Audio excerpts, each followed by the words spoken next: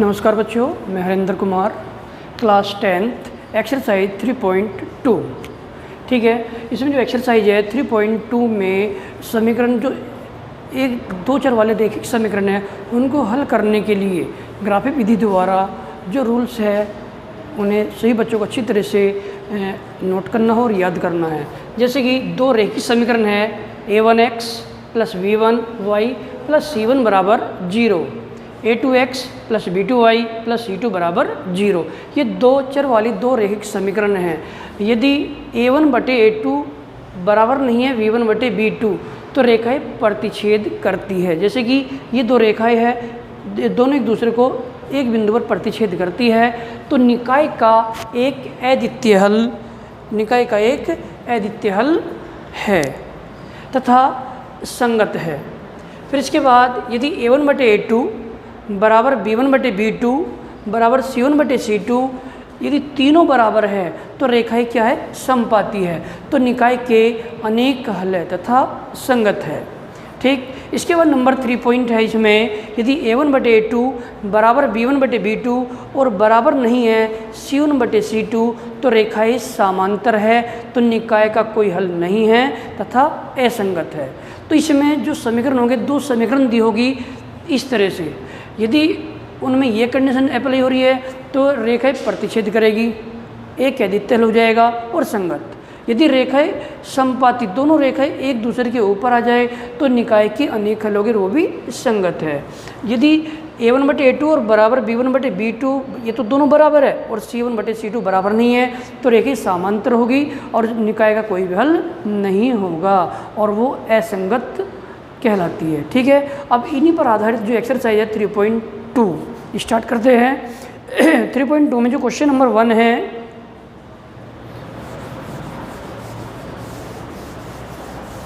Question number 1,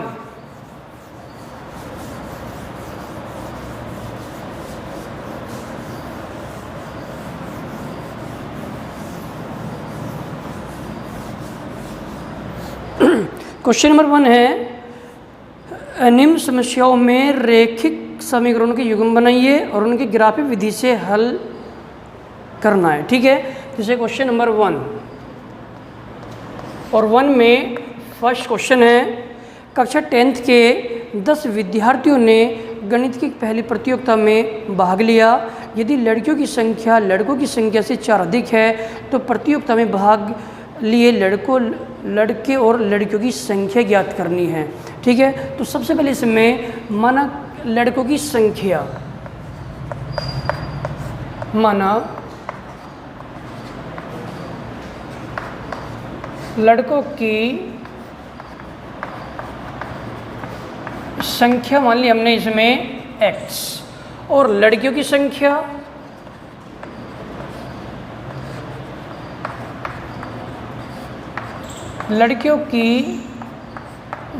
है y। तो प्रथम शर्त, लड़की और लड़कियों की जो संख्या है वो कितनी है, इसमें 10 है, तो x प्लस y बराबर 10। एक समीकरण तो ये तैयार हो जाएगी। अब है दूसरी शर्त। दूसरी शर्त में लड़कियों की संख्या लड़कों की संख्या से 4 अधिक है। जो लड़की है y और ये x, लड़कियों की संख्या लड़कों की संख्या से 4 अधिक है, या तो इसमें से 4 माइनस कर दो, या इसमें 4 ये प्लस। ठीक है, तो लड़कियों की संख्या लड़कों से 4 अधिक है, दोनों को बराबर करने के लिए इसमें कितना प्लस कर दिया, ये 4। ठीक है, तो समीकरण नंबर ये 2।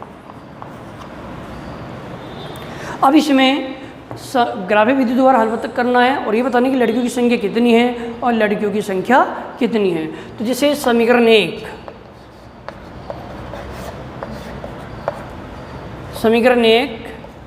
x प्लस y बराबर 10, तो ये हो जाएगा y बराबर 10 माइनस x। तो इसमें 10 माइनस x आ गया, तो इसमें x बराबर 2 रखने पर कोई से भी 2 या 3 मान रखने हैं, तो एक्सिस के 2 रखने पर हम y का मान निकाल सकते हैं। तो 10 माइनस 2 बराबर कितना हो जाएगा 8। इसी तरह से x बराबर 3 रखने पर तो y का मान 10 और -3 तो कितना आ जाएगा, 7 आ जाएगा। इसी तरह से x बराबर 4 रखने पर तो ये y बराबर 10 -4 बराबर ये 6। तो इस तरह से समीकरण 1 के हम ये हल ज्ञात कर सकते हैं। तो समीकरण 1 के लिए जो सारणी तैयार हो जाएगी वो क्या हो जाएगी, इसमें x और y। तो x बराबर यदि 2 है, 3 और 4, यदि x का मान 2 है तो y का मान कितना जाएगा, 8। यदि x का मान 3 है तो y का मान कितना गया, 7। यदि x का मान 4 है तो y का मान कितना जाएगा, 6। तो इस तरह से समीकरण 1 की हमने सारणी तैयार कर ली। ठीक है, अब इसी तरह से जो समीकरण 2 है अब उससे भी एक सारणी तैयार करनी है। तो समीकरण 2 y बराबर x प्लस 4। तो इसमें क्या काम करना है, सबसे पहले x बराबर 1 रख लो। तो रखने पर तो y बराबर 1 प्लस 4 बराबर कितना हो जाएगा, 5 हो जाएगा। x बराबर 2 रखने पर तो y बराबर 2 प्लस 4 तो कितना, 6 हो जाएगा। x बराबर 3 रखने पर तो ये y बराबर 3 प्लस 4 बराबर कितना हो जाएगा, 7। तो इसकी सारणी हो जाएगी ये x और ये y। यदि x का मान कितना है, 1, तो y का मान कितना, 5। यदि x का मान 2 है तो y का मान 6, x का मान 3 तो y का मान कितना हो जाएगा, 7। तो हमारे पास इस तरह से इन दोनों समीकरणों की हमने सारणी तैयार कर ली। ठीक है, अब इन दोनों सारणियों से हमें एक आलेख ग्राफिक विधि द्वारा लड़के और लड़कियों की संख्या ज्ञात करनी है। ठीक है,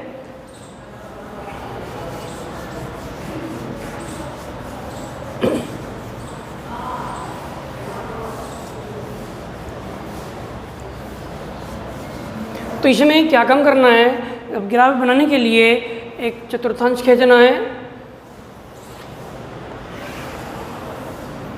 ये हो जाएगा और इसमें ये तो जाएगा x, ये x डैश, ये y और ये y डैश। तो इसमें देखो सबसे बड़ी संख्या 8 है तो लगो हमारे पास 8, 1 2 3 4 5 6 7 8। इसी तरह से 1 2 3 4 5 6 7 8, ये भी 1 2 3 4 5 6 7 8, 1 2 3 4 5 6 7 और ये 8। तो इस तरह से चतुर्थांश बना लिया। x और y ये तो रहेंगे धनात्मक और जो y डैश और x डैश है ये किस में रहेंगे, ऋणात्मक माइनस में। तो हमारे पास जो पहली सारणी थी ये वाली, तो इसमें देखो x का मान कितना है, 2, x का मान 2, तो y का मान कितना है, 8 है, तो y का मान ये 8। फिर इसके बाद x बराबर 3 है तो y का मान कितना है, 7 है। फिर x का मान 4 है तो y का मान ये 6 है। तो इस तरह से एक सारणी तो एक रेखा इन तीनों बिंदुओं को मिलाने पर एक रेखा तो ये कह सकते हैं ये पहली समीकरण की रेखा हो गई। अब इसी तरह से जो दूसरी समीकरण है उसमें x का मान कितना है, 1, तो y का मान कितना, 5, 1 2 3 4 ये 5। इसी तरह से x2 बराबर कितना है, 2 और y का मान कितना, ये 6। फिर x का मान 3 और y का मान कितना, 7। तो ये इन दोनों बिंदुओं को मिलाने, तीनों बिंदुओं को मिलाने पर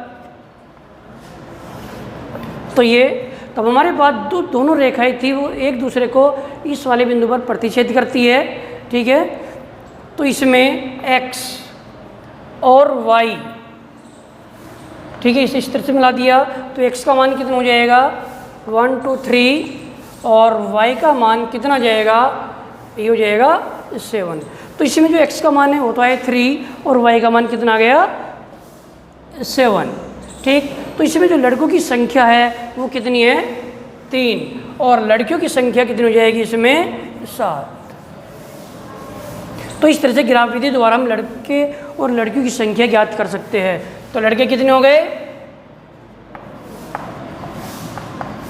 लड़के हो गए इसमें 3 और लड़की है कितनी इसमें 7। तो ये इसका आंसर हो जाएगा। इस विधि ग्राफिक विधि द्वारा हम लड़के और लड़कियों की संख्या ज्ञात कर सकते हैं। ठीक है बच्चों। अब इसी तरह जो क्वेश्चन नंबर 2 दिया हुआ है वो आप सभी को करके देखना है। इसमें क्वेश्चन नंबर 2 में 5 पेंसिल तथा 7 कलमों का क्रय मूल्य कितना है 50 और 7 पेंसिल और 5 कलमों का कुल मूल्य कितना है 46 रुपये। तो एक पेंसिल का मूल्य तथा एक कलम का मूल्य ज्ञात करना है। तो इसमें क्या काम करना होगा, जो कलम पेंसिल है उसे तो x मान सकते हैं और जो कलम उसे y। तो जो पहली शर्त है 5x + 7y = 50, समीकरण 1। दूसरी समीकरण हो जाएगी इसमें 7x + 5y = 46, समीकरण 2। अब इन दोनों समीकरणों से हमें इसी तरह की 2 टेबल तैयार कर जैसे भी क्वेश्चन नंबर 1 में जो टेबल तैयार करी थी, फिर उसी टेबल के माध्यम से एक ग्राफिक विधि द्वारा हम पेंसिल और कलम का मूल्य ज्ञात कर सकते हैं। ठीक है। क्वेश्चन नंबर 1 का 2 करके देखना है। अब इसके बाद है क्वेश्चन नंबर 2।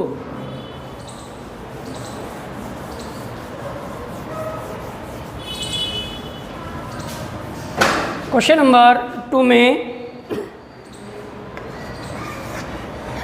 फर्स्ट क्वेश्चन ले लिया ये, जैसे इसमें दिया हुआ है अनुपातों में A1/A2, B1/B2, C1/C2 की तुलना करनी है। ठीक है। और जो समीकरण है उस समीकरण में बताना है कि रेखाएं एक बिंदु पर प्रतिच्छेद करती है, समांतर है अथवा समपाती। अभी जो नोट्स बताए थे उन तीनों सूत्र के माध्यम से ही इनको बताने की रेखा प्रतिच्छेद करती है, ये समांतर है या समपाती। जैसे क्वेश्चन नंबर 1, ये 5x - 4y और प्लस ये 8 = 0, समीकरण नंबर 1। फिर ये हो जाएगा 7x + 6y - 9 = 0। तो अब हमारे पास ये 2 समीकरण हैं। तो इसमें A1 जो x के साथ है समीकरण 1 में, वो तो हो जाएगा A1 = 5। जो y के साथ -4 है ये हो जाएगा B1 = -4। और जो ये 8 ये हो जाएगा C1 = 8। इसी तरह से जो समीकरण 2 है उसमें x के साथ 7 दिया हुआ है तो A2 बराबर हो जाएगा 7 और y के साथ ये हो जाएगा B1 = 6 और -9 हो जाएगा C2 = -9। ठीक है। अब सबसे पहले हमें इसमें A1/A2 का मान ज्ञात करना है। तो A1 कितना 5 और A2 कितना हो गया 7। तो हमारे पास A1/A2 = 5/7। अब इसी तरह से B1 और बटे में ये B2, तो B1 का मान कितना -4 और ये कितना है 6। तो इसमें A1/A2 और B1/B2 ये दोनों आपस में बराबर नहीं, ये 5/7 है और ये -4/6।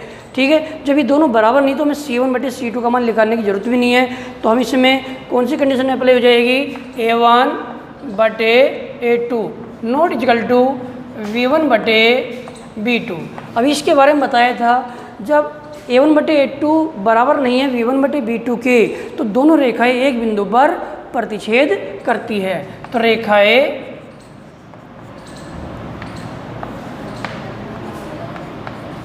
एक बिंदु पर प्रतिच्छेद करती है। तो इसमें यही बताना है कि रेखाएं प्रतिच्छेद करती है या समांतर है या समपाती। ठीक है। तो A1/A2 बराबर नहीं है B1/B2 के तो रेखाएं एक बिंदु पर प्रतिच्छेद करती है। इसी तरह से क्वेश्चन नंबर इसका 2 और क्वेश्चन नंबर 3 ये करके देखने हैं। ये भी यदि इस तरह की कंडीशन आ जाए तो प्रतिच्छेद नहीं है, प्रतिच्छेद करती है। यदि A1/A2 बराबर B1/B2 और बराबर C1/C2 यदि तीनों पद आपस में बराबर आ जाए तो रेखा हो जाएगी समपाती और जिसके अनेक हल है। यदि A1/A2 बराबर B1/B2 और बराबर नहीं है C1/C2 के तो रेखाएं क्या हो जाएगी समांतर, तो उनका कोई भी हल नहीं होगा। इसी तरह से क्वेश्चन नंबर 2 में फर्स्ट, सेकंड, थर्ड तीनों क्वेश्चन कंप्लीट करने हैं। Question number 3। क्वेश्चन नंबर 3 में ये बताना है कि जो समीकरण हमें दी हुई है वो संगत है या असंगत है। ठीक है ना। उस जो क्वेश्चन नंबर 3 है उसे भी हमें इसी क्वेश्चन की तरह कंप्लीट करना है। जैसे क्वेश्चन नंबर 3 का फर्स्ट है, तो इसमें 3x प्लस 2y बराबर ये 5 समीकरण 1, और दूसरी समीकरण है 2x माइनस 3y बराबर 7। ठीक, तो इसमें भी हमारे पास a1 कितना हो जाएगा 3, b1 2 और c1 हो जाएगा प्लस 5 बराबर से धराने पर किसको जाएगा ये माइनस का, तो c1 का मान हो जाएगा -1। अब इसी तरह से जो समीकरण 2 है उसमें a2 बराबर 2, b2 बराबर -3 और c2 बराबर -7। तो इसे भी हमें a1/a2, तो ये हो जाएगा 3/2 और ये b1/b2, तो इसका मान है 2/-3, तो 3/2 और ये 2/3, तो ये भी दोनों आपस में बराबर नहीं हैं। तो a1/a2 not equal to b1/b2। तो रेखाएं क्या करती है प्रतिच्छेद, रेखाएं एक बिंदु पर प्रतिच्छेद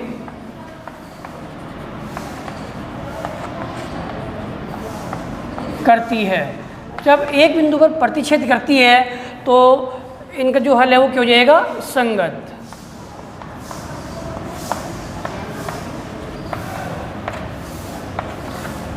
ठीक है, यदि समपाती आ जाए तो उनका भी हल संगत होगा, और यदि रेखाएं समांतर आ जाए तो उनका हल हो जाएगा असंगत। तो इस तरह से इस क्वेश्चन के माध्यम से हमें क्वेश्चन नंबर 3 में 5 क्वेश्चन दिए हुए वो भी आप सभी बच्चों को इसी तरह से कंप्लीट करने हैं। ठीक है, थैंक यू।